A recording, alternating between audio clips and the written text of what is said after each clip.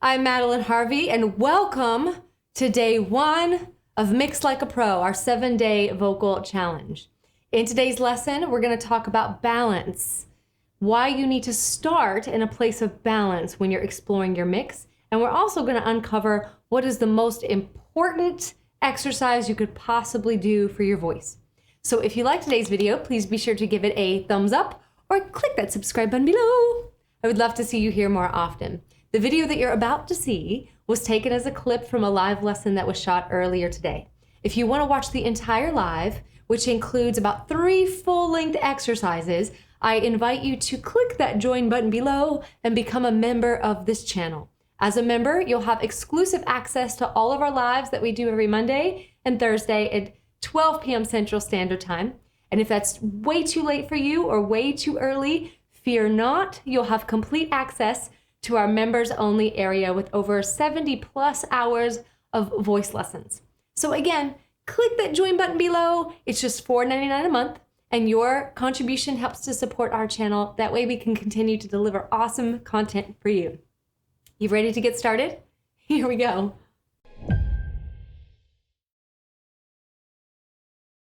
So excited to start a new 7-day challenge today with you. We're going to talk about how to mix like a pro, because mixing is hard, it's confusing. So over the course of these 7 lives that we'll have together, we'll lay out aspects of the mix, we'll break it down, we'll make it easy and digestible for you. That way you have a thorough understanding of how to operate your mixed voice as best as you can. So the very best place for us to start, obviously, is day one, but the best place for us to start is talking about balance. We're going to obsess about balance, and we're going to do some simple exercises today, but if we've done our job well, they will not be easy. So simple, yes, but not easy. So I just want to say, for anyone who's joining us, who is a new member, yay! We're so excited that you're here. We do these lives every Monday and Thursday at 12 p.m. Central Standard Time, and we hope that you'll be able to join us. And also, we just launched a new Skillshare module on increasing your vocal endurance. We have part 1 and part 2, so be sure to check that out.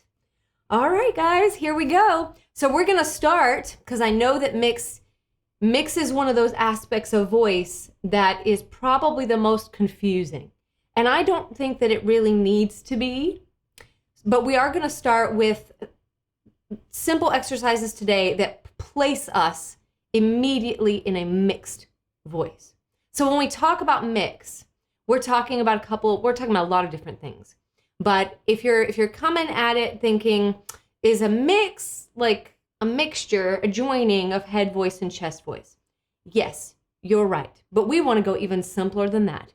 We want to look at it in terms of air pressure, balance, just balance. There's balance between air pressure, resonance, and core tension. Really, really, really simple. Very simple. So our exercises that we're going to start with today, and we're just going to jump right into this, are anything that trills. Now we're really going to try. I know that there's some folks that really, really struggle with trilling things. So I'm going to give you some variations to hopefully make it easier for you. And then if we still can't trill, then we'll have another modification for you. But I really want you to dedicate yourself to learning how to do a variation of a trill. Now, why are trills constantly being talked about as a great place to just vocalize from? Well, they do an excessive amount for the voice. I would say, in fact, that they are probably the most perfect vocal exercise you could have, because they place the voice immediately in balance, immediately, with regard to air pressure. One thing I want you to keep in mind as we play today is just keep an eye or an ear open, or an interior eye open, keep an inside eye on if you notice any register flips or breaks. If you're doing the trill correctly, you shouldn't. And that's one of the reasons why the trill is so magnanimous in the vocal community, because it puts your body, it puts your voice in ever-changing ratios of balance from moment to moment to moment to moment. So let's break down. We're going to break down 5 reasons why trills are awesome. Number 1, it prepares your voice for use. Now, what do I mean by that? It means you get to gently use your vocal cords. You're activating the voice. Gentle use of a lower impact stress on the voice. Usually when we sing, if we're not warmed up, we just sort of throw everything we've got at the voice, which is a high impact stress. If we do that enough, we can cause vocal injury, and we don't want to do that. So vocal trills kind of gently bring you into the voice. They gently wake up the voice and get the units of the whole mechanism working as a team, as a nice machine. So that's 1. It gets your whole vocal mechanism started. Number 2, it balances your registration perfectly. Number 3, it increases your breath control and support, which we're going to see. This is why trills are sometimes simple, but so not easy, because they really challenge that breath control and support element. Number 4, they really give you pitch, flexibility, and agility. We're going to jump right in with that one right there. And number 5, they give you increased projection and resonance.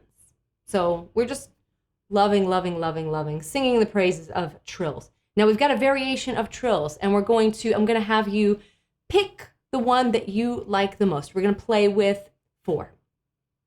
4 different trills? Yes. Some of you guys might think, I just thought there were 2. Well, today we're going to play with 4 possible. Now you can try it on like a hat and see which one you like the most. We'll start with the good old standby, which is the lip trill. Now you can always, if you struggle with lip trills, you can always use your fingers, gently rest them at the corners of your lips just to encourage your face to relax. This will create a proper seal. Keep that in mind, like a seal, like a Ziploc bag seal. Sealed. Now, if your lips are relaxed, you can just offer some gentle air, and the air will burst the lips apart, and then they'll come back together again. That's what the trill is. If we were to see that in slow motion, it'd be really cool. Like our lips would be doing that. Really funny. But let's give that a try. Fingers on the corner of the mouth, very gently, like you're cold, just offer a nice slow flow of air. Here we go.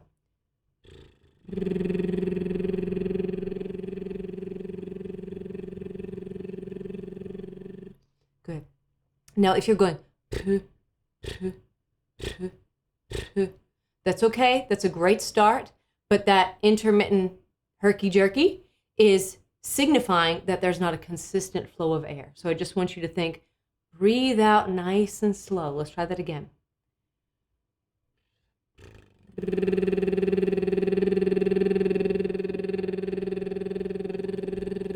Good. I like the lip trill. I may play a bit with the lip trill today. The second is the tongue trill. Now, this is kind of hard for some English-speaking people. But if you think about it this way, it's the same thing applies. You want to create a sort of seal. So you're going to use your tongue like you're saying the N consonant, like nap. But you're just going to scooch it back. So instead of behind the top teeth, it's going to curl just a little bit on that alveolar ridge a little bit, that gum line, right before the hard palate. Right there, just rest it there. Like rest your jaw, and offer that same flow of air.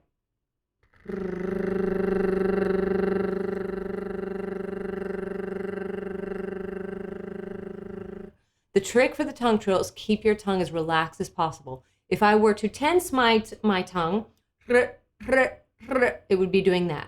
It would be doing the same thing as if I wasn't offering enough breath. So that's the tongue trill. We'll play with these 2 a little bit more. The third variation, if trills are just hard for you, is called a raspberry. Now, sometimes people call lip trills raspberries, but raspberries are raspberries, and I'll break it down. Stick your tongue out. There's your seal. There's your seal right there. So you're just going to stick your tongue out like your little kid, and you're just going to blow that air, and you're going to let the air pass through the upper lip. So the upper lip gets blown up, and then it will rest back down like this.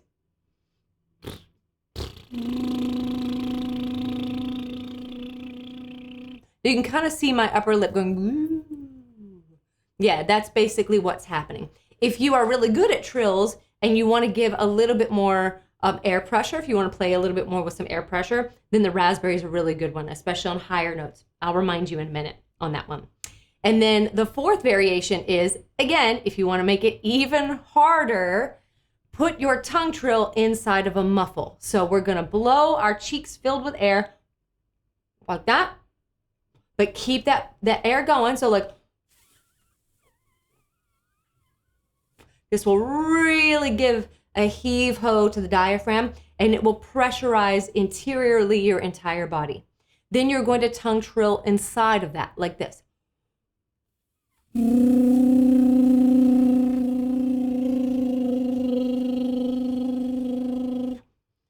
So there you have it. 4 variations of things that trill. We need the trill because the trill immediately puts us into balance. And FYI, the trill immediately puts you into your most authentic voice because that's balance, right? We're not giving any sort of exterior movement or style to it. It's just, this is what our voice sounds like when it's balanced. So with that in mind, everybody doing all right? Ready to get going? So now we're going to do a single pitch intonation on any trill of the 4 that I showed you just a minute ago. I may switch between all 4 as we move along just to show you what it sounds like, but we'll start at middle C. Now it's not just a single pitch. We're going to give a very slight deviation in dynamics, which means we're going to trill that note, and then we're going to get gradually louder and gradually softer. This is going to add some fluctuation in our air pressure to give us some sense of movement. So when we're doing something that's a little bit more challenging later on in our 7-day series, we'll have that command over the movement of our voice. So if you find that the trill is just really hard to just go, then I wouldn't suggest the dynamic variation. I would just go and stick with that. But if you've got that nice and balanced, the dynamic variation sounds like this.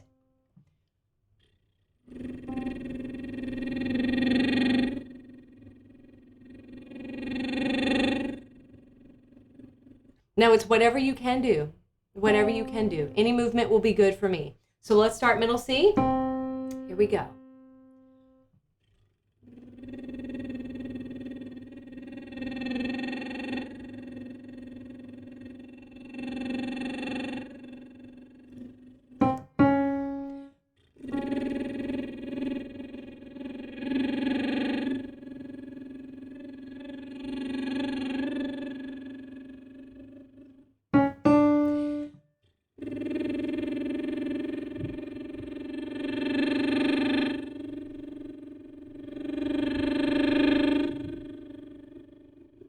Good. Now, can you feel right away if you have any tendency towards gripping when you move your voice? The trill shows that to you.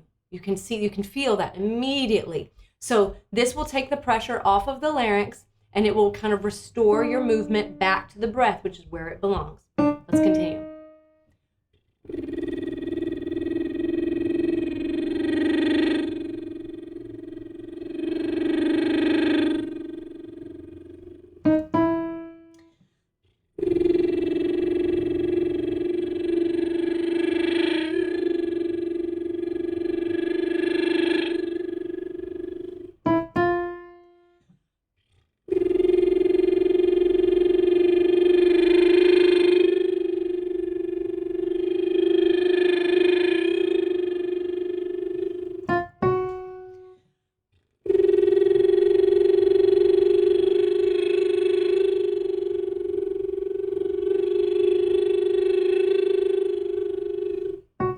Going to raspberry. Almost forgot how to do it.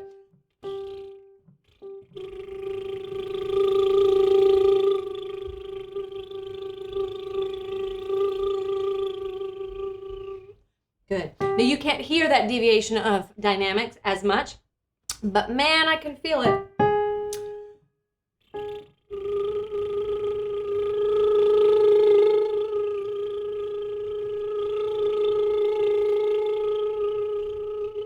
Yeah, Miss JoJo Jet says, wow, working that diaphragm. Exactly.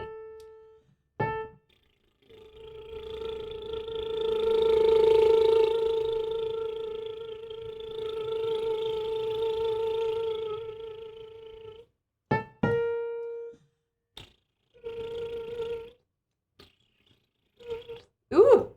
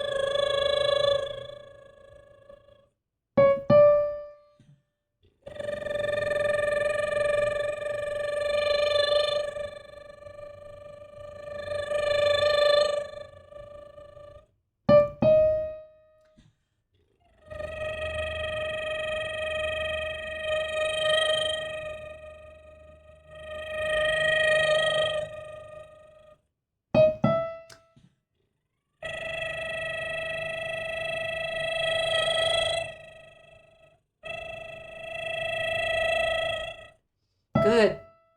Back down. I'm going to switch to tongue trill.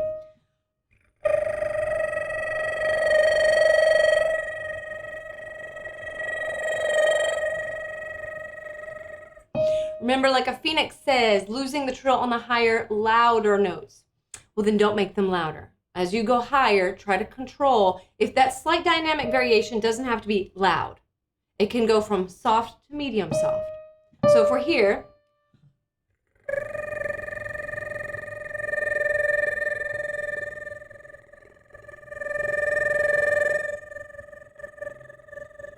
try to control it when there's tiny fluctuations instead of big fluctuations. Let's try that D together.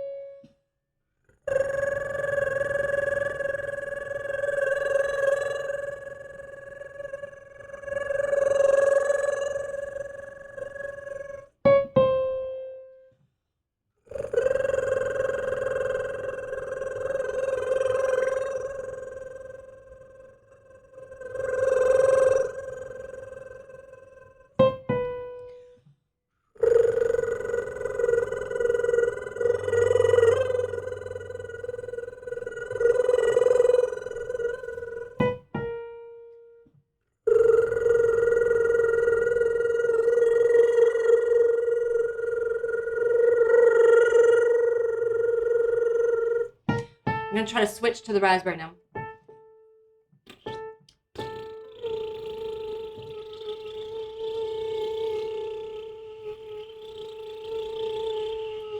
I didn't have that one good.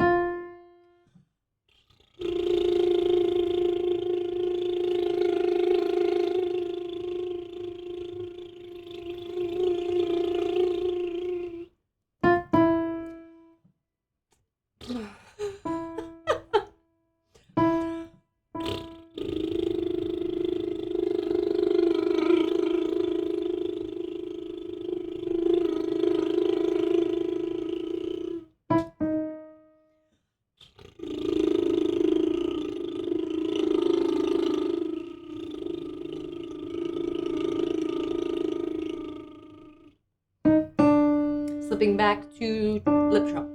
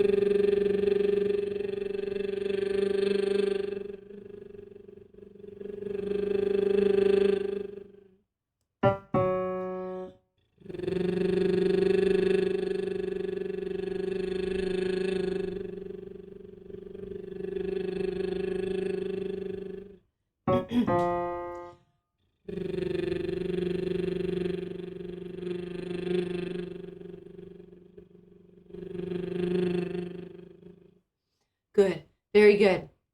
Single pitch intonations with slight dynamic variation is enough to get you warmed up, breath control, and getting those muscles of the neck nice and loose, so that we have a little bit more control over the voice rather than trying to jerk the voice around, pull the voice around.